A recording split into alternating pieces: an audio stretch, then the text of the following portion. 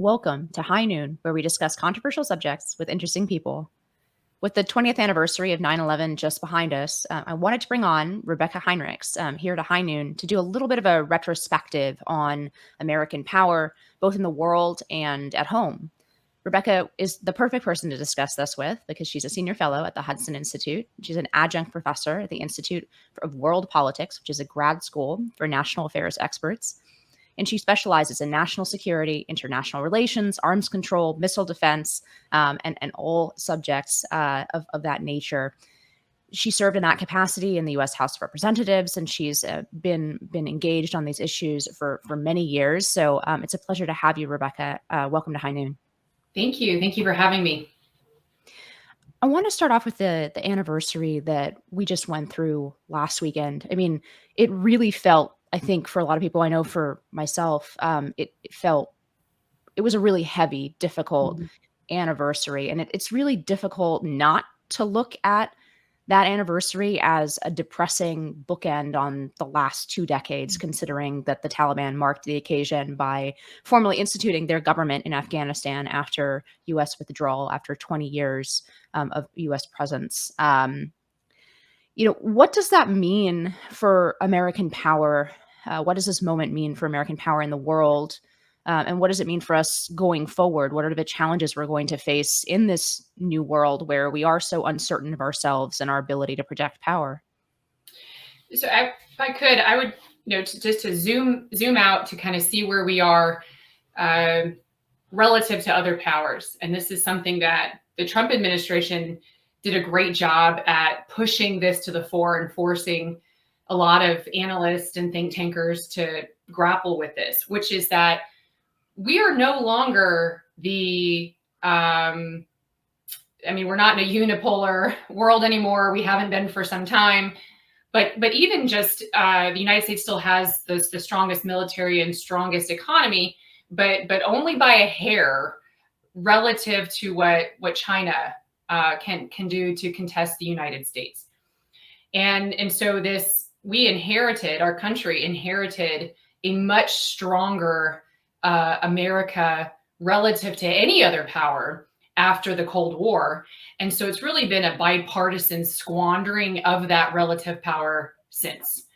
So that's not to say that there's been good things that have happened along the way to keep Americans safe, but our focus almost solely on the Middle East and these counterterrorism efforts, the nation building that all of us are all too painfully familiar with, that failed in Afghanistan, that all of this drained the United States. But that's not the only thing that we should point to blame. So you see some of these folks who are more in favor of U.S. disengagement broadly constantly point at the wars in the Middle East. But what they fail to point out, which I think is equally, if not more important, is that it really is progressive ideas that are being implemented in the foreign policy establishment, idealism, naivety about how to actually carry out and use American power smartly to defend the American people and defend our interests. And our interests are, I would say, making sure that the United States remains the preeminent power. That's how we can shore up our sovereignty. It enables us to not be under the thumb of the Chinese Communist Party and to move and act in the world on terms that are most favorable to us. And those things we can debate. We can talk about what those are, what we should be doing in various countries, but you don't even have that option to do that if China becomes the world's strongest military power and economy, which is what they're doggedly determined to do. That's a long way of saying, so what do we do about Afghanistan at this point? I mean, I've been in favor over the last 4 or 5 years of drawing down in Afghanistan, meaning going all the way down to a minimum force so that we're only doing what the military can do and can do well, which is kill terrorists and support the Afghan army, but don't do any of the other nation building stuff. Don't act like a mediator in between the Taliban and the Afghan government. Leave that stuff alone. Kill terrorists, providing close air support and continue to have the Afghan army doing a lot of the ground operations. And then keep that Bagram air base. It's like I I forget the exact, it's like 30 square miles, the whole Air Force installation. It's just massive. It's massive. And it's right there bordering China. And you had NATO forces that could operate and cooperate with the United States too. So now we can shift our mission to having a China-centric mission, keeping China out from accessing rare earth minerals, that kind of thing in Afghanistan, and also just busting up these terrorism cells while we had sources and methods in the country. Of course, it's not what Joe Biden did. He went through with a precipitous withdrawal, a really quick withdrawal when we saw things were going very badly and that what we thought was going to happen wasn't happening. He was so ideologically rigid about getting out that he wouldn't adapt and change what he was doing. I think that ideological rigidity is the same kind of ideological rigidity that you had in the people who thought we could build this progressive liberal democracy with the pride flag flying and everything from our embassy in Afghanistan. It's just for different ends. You have to have dedication to principles and prioritization, and then willingness to adapt when the facts change, which is not what the Biden administration has done. And then my last point I'd say before we move on, you see a lot of Biden defenders say, look, he got out of Afghanistan so that he can focus on our primary threat, which is China. But we keep hearing that. But again, this is still mostly rhetoric. I mean, it's mostly rhetoric about taking on China in this very, soft-toned way in which our Secretary of State communicates. It has not been backed up by moving military forces into the Indo-Pacific region that we would need to deter China. It's taking the foot off the gas on going after Chinese spies in the United States that have infiltrated our higher education system. And then, of course, you have all the domestic politics where the Biden administration is just being extremely divisive domestically, which is directly incompatible with what we need to have a whole of society approach to deterring China and bolstering our own country to meet the threats that we have today. So I'm afraid that the Biden administration has really sort of embraced this managing decline rather than fighting for American preeminence, which is what the previous administration, to my mind, was determined to do. I mean, let's talk about the fact that there does seem to be a lot of, for the last 20 years, there seemed to be a lot of overlap between the experts and the people who were working in, with perhaps some exceptions under the Trump administration, because Donald Trump did come from the outside.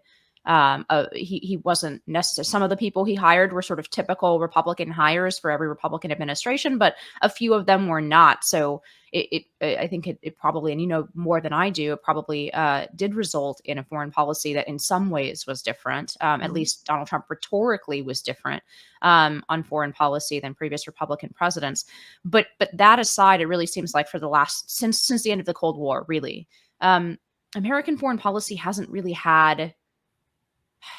had sort of a grand strategy. Obviously, we went into the Middle East in response to what happened 20 years ago on 9/11. And initially that seemed like a very obvious national interest to defend Americans and to go kill the people who had struck our homeland in such a terrible way. But we've even seen that, obviously, over the last couple decades, the clarity there completely dissipate.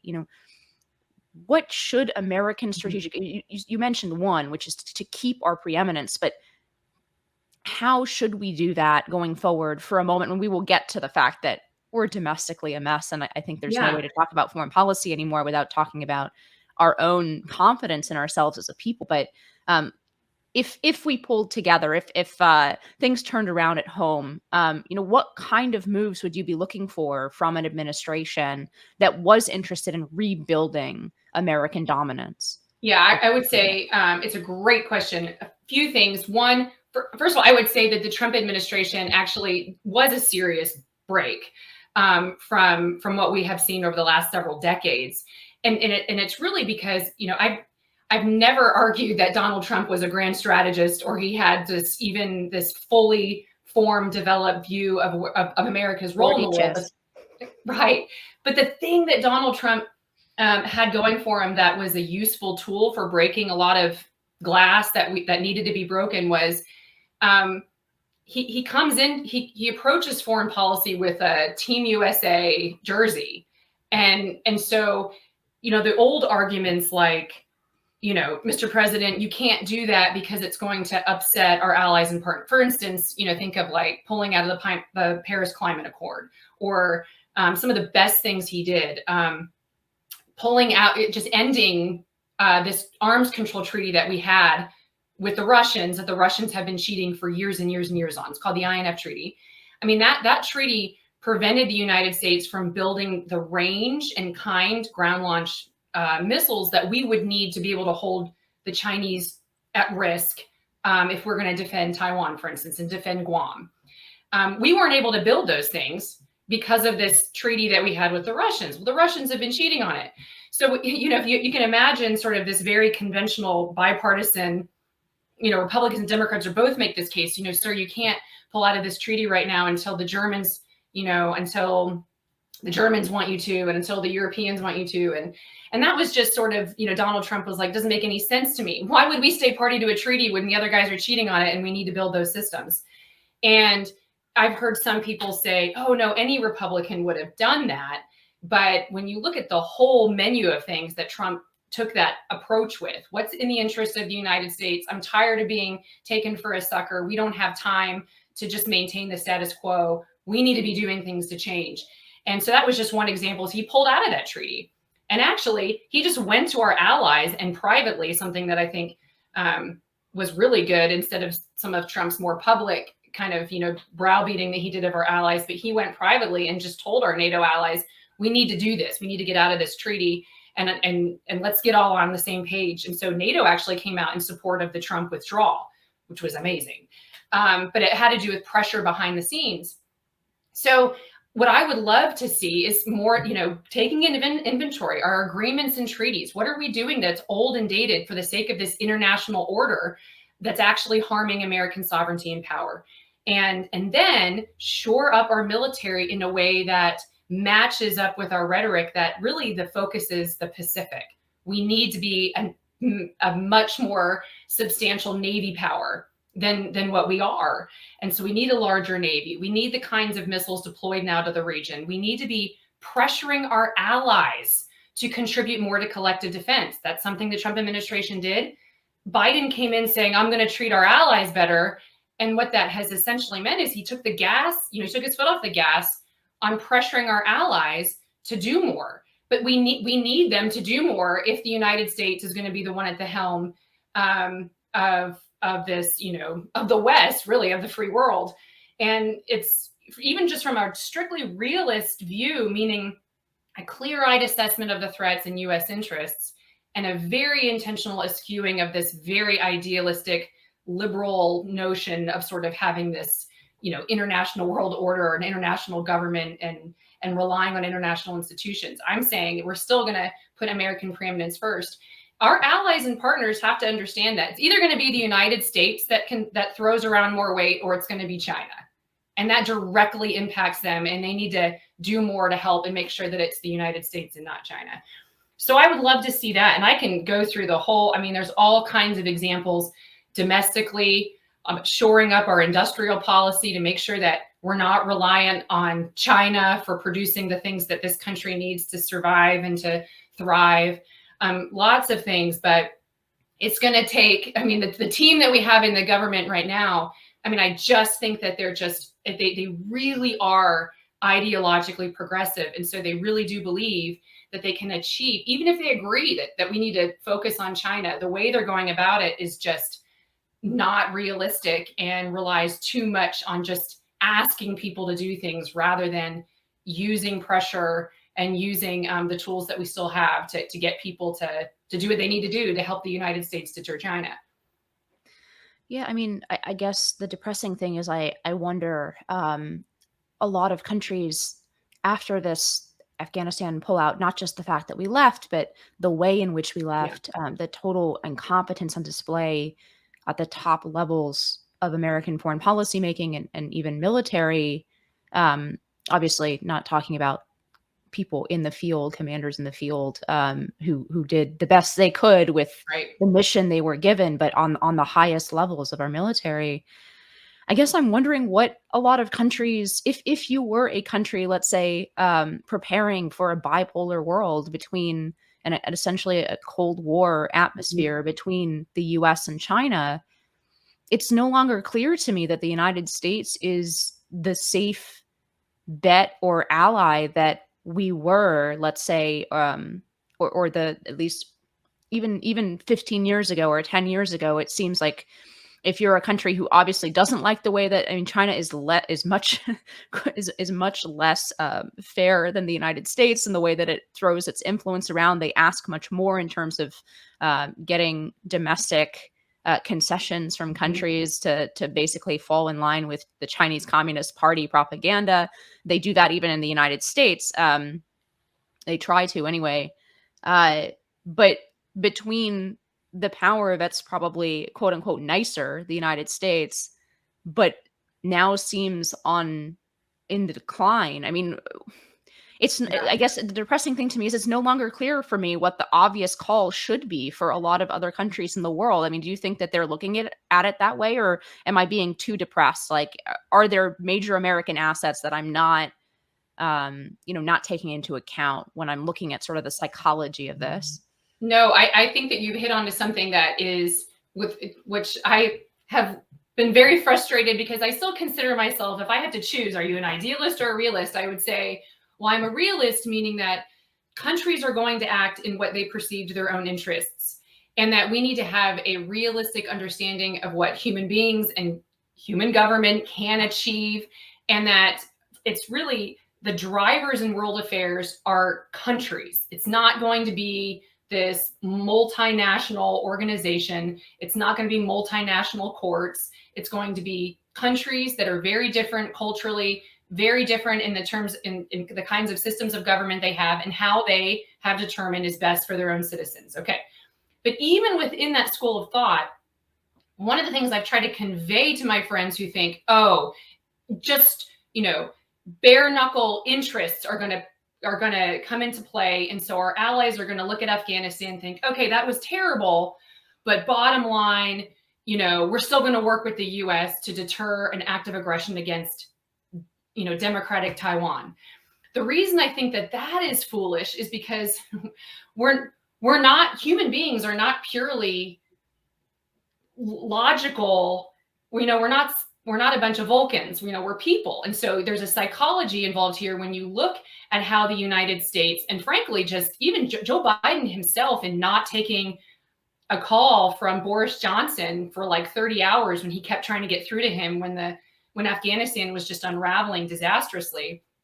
When you see that happen, and by the way, we still have Canadian citizens. I know at least Canada. I'm sure we have other allies who still have citizens in Afghanistan too, who are still trapped. American citizens, civs, and then other religious vulnerable groups who we still have ties with that certainly would qualify for asylum and who would be, worthy of it in a variety of other countries. This was bad. This was really bad. And it definitely tarnishes the United States' reputation and the political capital that we have to go to these countries and then make these arguments that we are a reliable partner. We're here to cooperate with you. We're not going to make rash decisions that endanger your own citizens. When things start to go south, we're willing to adapt to changing facts. All of those things are hugely important to make the argument that we are going to lead the way forward to a better reality for the free world. So the UK rebuked the president, the parliament did. You have other allies speaking out about what a disaster it was in other countries. And so, I've had Democrats even admit to me privately, no, Rebecca, you're right, where there's going to be an Afghanistan effect diplomatically. And, my hope is that we recover some of this by a different team of people. I don't have a hope for the Biden administration to be able to do it. Secretary Blinken is going to testify tomorrow, I think, before the Senate. And he just had, I don't even know how I would advise him to explain this away. President Biden was still defiant and defensive about the way he handled this. And I think our allies are justified in being very concerned about how the United States is going to lead and be a cooperative partner. That's not to say that there's not things that they need to be doing and can be doing. There, absolutely. But it does seem like this administration is unable to have a clear-eyed understanding of what needs to be done, and nor do we have a president who has the ability to speak and act in a way that we need for this time in history. So we're not in a good situation. My hope, though, is that the situation isn't dire, like things are going to unravel further in the next 3 years, that we can somehow skate by this in such a way so that we can get a different administration that might have a more realistic view of what needs to happen and more tact and ability to cooperate and make these arguments to our allies and partners that what you just witnessed in Afghanistan, and we're going to continue to witness for, I think, years and years to come, is not the new mark of the United States, and that we can do better than this. You teach grad students, and I only took a couple classes in poli-sci before I switched my major, and I'm wondering how the next generation of foreign policy experts coming up are thinking about these problems, because what we just talked about has an element of psychology in it, right? It has an element of ideology, and understanding that people are coming, they're not necessarily always coming from some kind of like bloodless rational calculation. But that was very much, at least in my, sort of undergrad poli-sci courses, one of the reasons I decided to switch out majors was because they didn't seem at that point that the thing that I was thinking about the most in foreign policy, to the extent that I was thinking about foreign policy, was obviously, basically a post 9/11 world and our wars in the Middle East. And they seemed incapable of factoring in, for example, genuine religious fervor into their calculations. And we saw that again in some of the reports after Afghanistan, that some very high level folks in the State Department and in the military were like, we didn't realize they really, really meant it.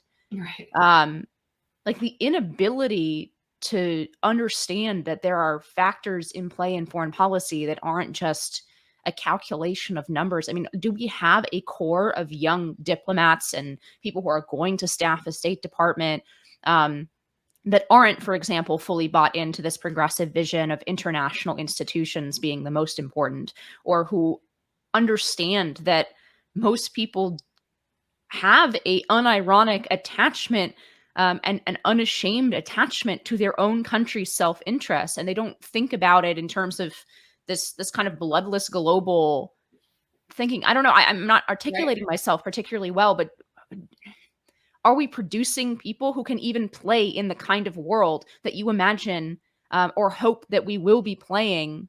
Like, do they even understand the game, I guess, is my question. So I would say, yes. I would say one of the things that I have been surprised by and why I like teaching grad students is my experience has been, the grad school can be where your thinking is like ruined. And so if I can get a hold of them and just talk to them about nuclear deterrence and strategic stability and geopolitical interests and what that looks like and allies and partners, a lot of this stuff, a lot of the progressive ideology is actually very counterintuitive. You really have to jump through all sorts of things to come to this position where you think like the Taliban really cares about the LGBTQ agenda. I mean, for you to get to the point where you're like, oh, we should definitely shame them so that they are respectable international actors. I mean, most just normal people who have normal jobs and normal lives coming from normal America, they go to college, they go to grad school, can recognize that that's crazy. Now, assuming that these students don't get totally ruined in undergraduate, you can, one of the things I start off doing the first couple classes is we spend a lot of time just studying the lead up to the United States dropping the bombs in Hiroshima and Nagasaki. And the reason that I do that is because I want them to take a hard, close, detailed look at Imperial Japan at the time. What was their culture doing? What was it? How were they behaving because of their almost religious fervor and dedication to the emperor. What how did they think about warfare? How are they using their women and children? And we just stare at that. We kind of get out of our current cultural context and the political issues we deal with today and kind of go back and look at that. And then you have students who were like, even if they disagree on the decision ultimately to drop the bombs, they can totally understand why we did it. Because you can understand that this is a country that had a completely different culture, different understanding of warfare, what they were trying to do. All of these things that went into the way in which they were fighting a war with the United States, the number of casualties, the risk that they are willing to take, the pain that they are willing to take in continuing to fight. And so, regimes, countries, governments, and regimes behave in the world in a way that matches who they are as a people. And that applies to the United States. And so our challenge for Americans is also to make sure that we are not projecting on what we think other countries are going to do and how they're going to behave based on how we would or what we think is rational and makes sense. And so I do see a lot of grad students. I have a lot of grad students who come from former Soviet countries, and man, they get it. You explain this stuff to a Polish a Polish student, and it's like very obvious to them, and they burst out laughing a lot when I read aloud articles by some more progressive think tankers on some of this stuff, because it's so obviously dumb and won't work when you're dealing with the Russian government. And so, you do have, I do think that there is great opportunity as long as we have enough people who are willing to spend the time and investment in these younger generations of people who are going to be influencing U.S. policy. And then if there are nationals from these other countries going back and what they would expect and how they would talk to Americans in a situation in which they're dealing diplomatically with us. But that's why it's so important that you can't just divorce. If the United States just starts to act like this, just utterly callous. I mean, this notion that Biden just thought, hey, we did pretty good. Only 13 Americans were in my kill box that I set up and died. I mean, he almost has this like, I thought that was pretty good, all things considering. That is atrocious. It's atrocious, and it was a disaster and a catastrophe of the U.S.'s own making.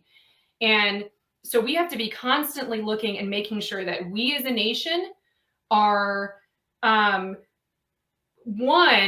we are behaving as we ought, as the American character, and how the United States, should and ought to behave with other countries, both our adversaries and our allies, and our dedication to protecting our own citizens and doggedly doing what is necessary to protect our own citizens. So yeah, I still have hope, but it takes a lot of investment. And my just hope constantly is that we are cultivating enough professors and other people and mentors to spend the time with these, the next generations. They can see that we need to have a clear-eyed assessment of what it means to be American, and then also how to interact in the world and deal with really bad guys who would love to harm Americans in the United States. And then also how to actually engender a desire among these other countries who would be much more favorable to the United States still remaining at the helm and not turning it over to China and frankly their little brother Russia, because Russia and China are increasingly cooperating militarily because they have a shared interest in weakening the United States. You really hit the nail or hit the problem on the head here, which is, I mean, you said we need a clear-eyed understanding of American national character.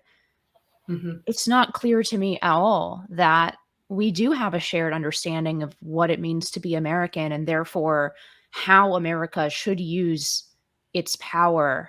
And perhaps we were always a bit of a reluctant empire, right? Right. I think we suffer a lot from this contradiction of being a former colony that became a preeminent global superpower. For example, I think the British, even though they're in many ways to the left of us, they still kind of understand how to administer empire. Yeah. They have a little bit less of that kind of progressivism has seeped a little bit less into their understanding of dealing with other cultures, maybe because they did have this huge empire all over the world. And unlike the United States, they at one point were completely the opposite of reluctant in terms of imposing administration on other cultures. So perhaps this is sort of inevitable for the United States, that we have a contradictory feeling about being an empire at all, or many of us don't consider ourselves even an empire, right? But it does seem like our domestic crisis is now precluding our ability to, to deal in the international or geopolitical world. You know, given that that's the case, I mean, what can we hope for domestically? Because we don't want to make the same mistake that I think the left is making now, which is they just pretend that the half of the country that disagrees with them politically doesn't exist, and they can either shut them up or they have no plan of how to go forward as a country, living alongside, for example, 75 million Trump voters, right? Right. I mean, No, I think that's a how do we great. win this battle for our national character at home, I guess, is the difficult question that I'm asking you. Yeah, well, I would say first of all, those who the rising politicians and influencers, for lack of a better word, in policy, who do what you do, and who are writers and who are out on TV, making the argument for defending kind of the heartland and the working class Americans. I would just warn people that you cannot abandon the foreign policy conversation. There is a weariness that I am sympathetic to. It says, listen, I don't even trust our own FBI. I think that our own CDC has totally been hijacked by a left-wing ideology. Our public schools are rotten to the core. I mean, yes, I can embrace I understand all of that, but we can't not afford to hold the line, or I would even just say shore up the line in foreign policy, because it's all happening at once. And you better believe, as bad as the United States is at understanding our enemies are much better at understanding the United States. And so the Chinese, the Russians, the Iranians, I mean, they're all looking to some degree to take advantage, to exploit this political turmoil that the United States is. Really, it's an identity crisis that our country is going through right now. And I really do see, I do see that we've got a severe problem where we have to kind of retake what it means to be an American, and how the government interacts with and treats and frankly respects the sovereign, which is the people. And so we have to get through that, but that doesn't mean that we can retreat from the world stage. I mean, that's just going to accelerate our doom.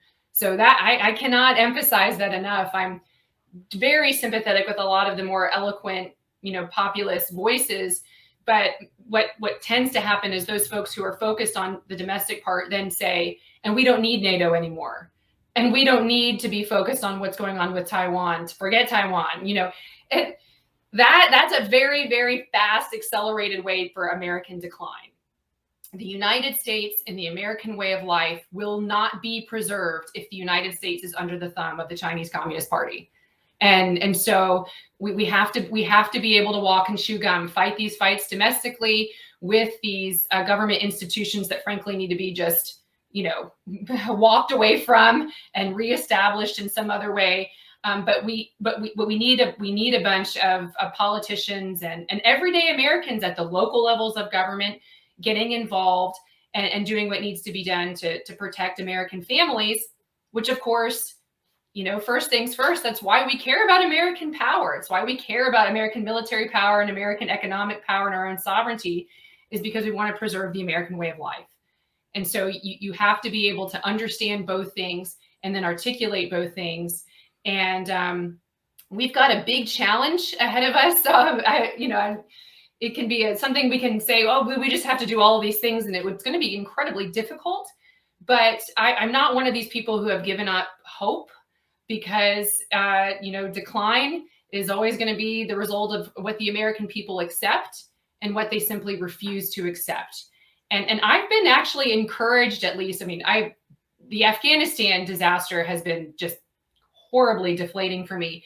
But what has been encouraging is you have seen, I think, some of those individuals who have been more sympathetic to American retreat from the world stage has major buyer's remorse for jumping on that bandwagon. And they understand that even if we can change, adapt, figure out how we can narrow our emissions, reduce what we're doing, lean more on our allies and partners, that American leadership is still indispensable. And it still matters how we go about doing this. And so it's my hope that we can figure out this prudent way forward where we care about the domestic issues. And frankly, think tankers, national security people hate getting involved in the culture wars. They hate it. But I always remind them, it directly impacts. We need to be able to say, is the American regime or the American government, if you're uncomfortable with the word regime, is the American government that you understand and that you want to protect, does it make sense that for your understanding of what we're trying to do here, that we are putting the pride flag on U.S. embassies in Muslim countries and in European countries, frankly, the Vatican, against the beliefs and values of people? It's antagonistic. Is that the same thing as representing the American flag, the LGBTQ flag? I would argue it's not.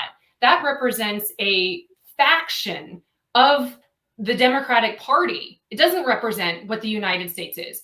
Of course, Americans want all individuals in these countries to be treated equally and with respect and have due process. Nobody supports how the Iranian regime treats homosexuals in Iran.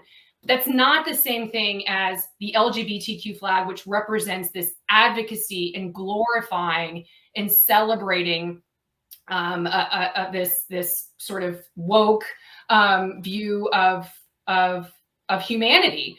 And so we have to have those hard conversations, and we need to understand what it is we're trying to do that works and that actually puts forward our own national interests. And so these are just, when our chairman of our Joint Chiefs of Staff is defending white fragility, the critical race theory book that in our military academies, we are in a bad place, because that is going to be horribly divisive to our military, but not just divisive and bad. It confuses them about what it means to be an American. And frankly, it wastes time on when they should be focusing on how do we become the most lethal, effective, unified fighting force to defend the American people. And so we cannot just keep sticking our head in the sand because we just want to focus on national security. And that applies to the people who just want to focus on domestic policy. You're going to have to care about the national security foreign policy piece. I guess I have to ask the unpleasant question, what if it is who we are, right? What if the power that America is still able to project, not just militarily, but culturally around the world, is, completely controlled by our institutions, our cultural institutions in the United States that have been completely taken over by let's call them, there's no real good word for them, and I really hate the word wokes, but I keep using it on this podcast because I don't have a better word to describe this ideology. But what if the apparatus of American empire is functionally controlled by the woke, right? Because that's certainly how some of our allies are starting to feel. In France, in you mentioned Poland, increasingly American influence is synonymous with the pride flag, right? And I don't want to narrowly focus on LGBT issues, because it's actually much broader than that, but it is a representative, but it's increasingly, like, the more American influence is in a country, the more that's synonymous with wokeism. Right. No, I would argue that, I think this point deserves some clarification too. The American flag should, if you understand it properly, represent due process, equal opportunity under the law, the dignity of the human being. So you don't need this add-on pride flag to represent those things. So if what you care about is the dignity and the dignity and of all individuals in Iran, Iran, they execute gays. We think that's bad. That is a bad thing. It's inconsistent with what we want the Iranian regime to do. But But the American flag represents that. And it's because, so whenever you see this new ideological push, they actually think the United States flag does not represent it anymore, that they need a new flag, which is why you're even seeing some of these crazy, critical theory advocates, public educators, on these TikTok videos teaching elementary school kids that really, they're pledging allegiance to the LGBTQ flag rather than the American flag. It actually is a takeover of the American regime, this new ideology that's just represented by the pride flag. So you're right to point out it's much larger than just how do you treat gay people in your country. It's that flag has become representative, which is why you saw BLM had strong statements about LGBTQ issues on their website, I think before that was taken down. And so it really is this, it's identity politics, breaking people up into these just groups of people, but in ranking. So they're born into, the American experiment was about how it doesn't matter what you're born into, that you have the ability to govern yourself and to make what you will out of your life. And this new identity politics is saying, actually, you're born almost like into this caste system. If you're a white male, you're here. If you're a white woman, you're here. If you're a black woman, you're here. If you're a trans black woman, you're like at the very top. And it breaks people up into all of these groups. It's directly in contradiction to what the American experiment is and is supposed to be. So I think we have to grapple with it. So the question of our time for conservatives, intellectual conservatives, I think that the debate is how far gone are we? To your question, how far gone are we? Do we balkanize and just everybody moved? I jokingly call them West Berlin, Florida, Texas, and Tennessee, and these other states.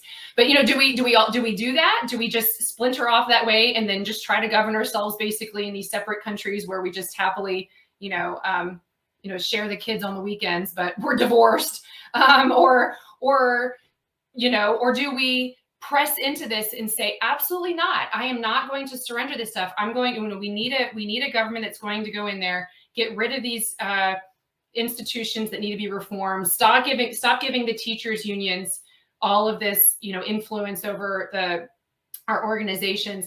I mean, when you saw a lot of the progress that the Trump administration was able to get done, I'm actually hopeful that we still have a lot of chance here to be able to make some reforms, get rid of some of these institutions and have these fights, do some defunding. But it's taking some time for the members who are sympathetic to fixing things to understand that they need to stop being afraid of their shadow. They need to start playing as the same kind of hardball that the left has been willing to do. People, conservatives need to be willing to do the same thing. And it's against the conservative sort of constitutional small c inclination, because conservatives tend to be, we don't like a lot of change, but now we need change. We need major change. And so now we need to figure out how to push together in ways that can actually reform these institutions or get rid of them altogether. And get people in places of power and influence to take over these. But, your point is the one that everybody should be grappling with. What does the United States actually represent? This new identity politics, really civil religion. It's been replaced by Judeo-Christian understanding of the good and the right and how people ought to behave, what a virtuous human being is, that we're supposed to be using our liberty for the pursuit of the good that actually exists. It's not just, this self-actualization mission in which we turn against each other because we all have different ideas about what that is. No, there is a truth that exists apart from us and that we need to be pursuing the good. We have to fight those who are actually, on a determined mission to change what it means to be an American. So like you pointed out, even our allies are like over it. The French are like, I don't want to have anything to do with this woke stuff. It's divisive. Why are there African Americans in Europe with white citizens marching for BLM in their own countries during the George Floyd riots in the United States? It's like what is happening there? And it's really the importation of this new ideology that's counter what's in the interest of these countries that want to have these peaceful, tranquil lives. And so you have the French pushing back. Obviously Poland, I mean, Joe Biden put Poland in the same category as authoritarian countries because they're still a Catholic nation. I mean, that's just crazy. I mean, it's crazy. We need Poland to be able to deter and weaken Russia. And there's certainly not a country that should be in our sights for one that we should be focused on changing, or certainly not offending and insulting. So I'm still hopeful. I'm an American, so I always have that optimism. Realistic optimism is how I define it. But a lot of work to be done, and a lot of people I respect very, very much who have a different view than I do, and they just think, it's time to sort of separate geographically in the United States and do the best we can with Republican conservative governments in some of these other southern states. Well, I'm in New York City, so I haven't balkanized myself ideologically yet. But I can't let you go without asking you about a piece that you wrote for The American Mind. So I usually hate talking about things in this way, but in your case, it's really true. You are, for example, a woman in a field, missile control treaties is my guess is that most of your peers and your colleagues are male, that you do work in a male dominated space, as we're always hearing from the left and feminists. And so you've had the opportunity as a teacher for grad students to come to you and ask you about their future careers, including your female grad students. And some of them have asked you how you've balanced your life as a mother of 5, I believe, right? No, that's right. I know people are like, did I lose track? Have you had any babies since the last time I checked in? No, there's not. And you wrote in The American Mind about a very unusual piece of advice in our current culture that you gave them. And I was wondering if you might want to speak about that advice to an audience who might not have the opportunity to be your grad student. Right. Well, I actually see it as related to everything we just talked about. One of I will often go in and have the opportunity to speak to a batch of interns who have come into the Washington, D.C. area to spend a summer doing work. And, I give my briefing on America's role in the world and what it takes to shore up our military strength. And then some brave student will ask a question related to what I just said. And then somebody else will raise her hand and say, I really actually want to know how you have 5 children. Like that's actually what I'm most, and then the whole rest of the conversation is about this subject. So what I tell people, because women, I mean, I talk to women of all sort of political stripes who still want to talk to me about this. And what I have found in my experience is, I would say most of them want to have children. They want to be a mother. They want to have children. But the conventional wisdom that they have been given is that you want to get your career started first. And then once you are established and you're more successful and you're more financially stable, then you can think about getting married. Or if you are married, then you can think about having kids and you do all the traveling and everything you want to do first. I don't give that advice. I say having children requires an enormous amount of time and energy. And there are biological limits. And if you are married to someone, if you find the man that you want to marry, you should marry him, and then you should have children.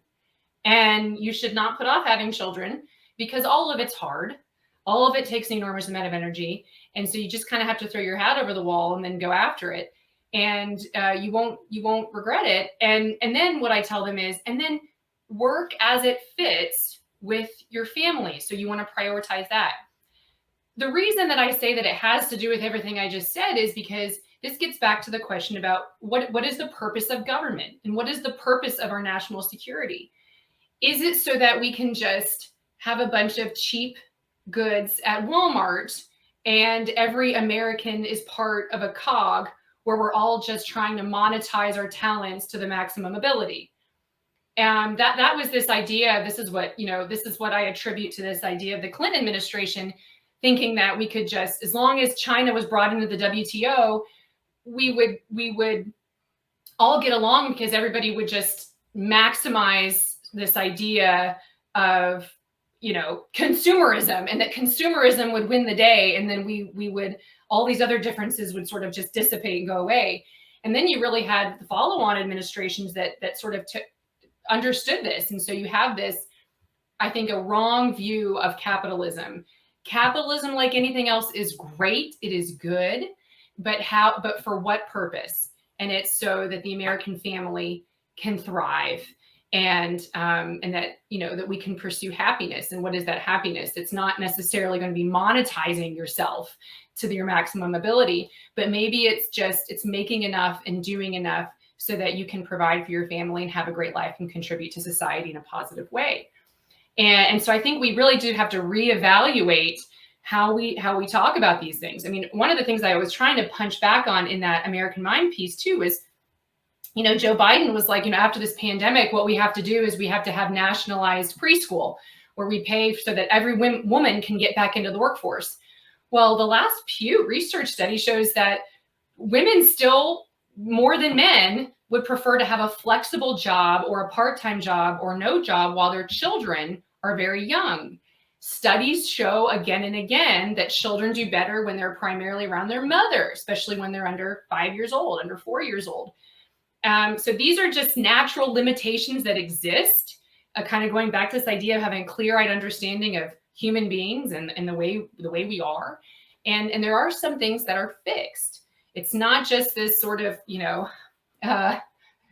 are who we think we are. It's just not true.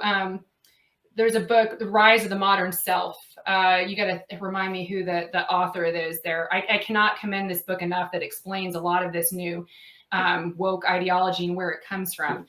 But my piece was sort of pushing back on this and saying, look, we need to start from what are we doing for the American family, and how are we talking to young women and young men about where their happiness might come from. And it is not necessarily, in fact, I would say for most women, it is not going to be primarily just going out there and spending 50 hours and 60 hours and 80 hours in some cases in the office, just trying to get that promotion and trying to make sure that they're, pushing papers enough so that they can make more money at the end of the year.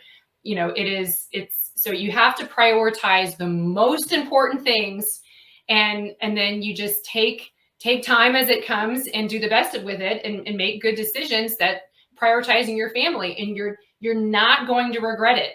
Doesn't mean there aren't trade-offs. There's things that I've not done in my career, but I'm thrilled that I have these 5 great kids, and it's a privilege to be their mother. And so I think, we need to be bolder as professional women who can tell young women that, and that their life is not going to be less fulfilling because they've decided to prioritize motherhood over maximizing their professional potential. So basically, capitalism is great, but money can't buy you love. That's right. Which I thought they knew that back in the 60s. But anyway, Rebeccah, thank you so much for coming on High Noon. It was a real pleasure to have you on here to discuss not only the future of America in the world, but the future of America at home and the future of America's homes. So thank you so much for coming on. Thanks so much for having me. And thank you to our listeners. High Noon with Inez Stepman is a production of the Independent Women's Forum. As always, you can send comments and questions to inez.stepman@iwf.org. Please help us out by hitting the subscribe button, leaving us a comment or review on Apple Podcasts, Acast, Google Play, YouTube, or iwf.org. Be brave, and we'll see you next time on High Noon.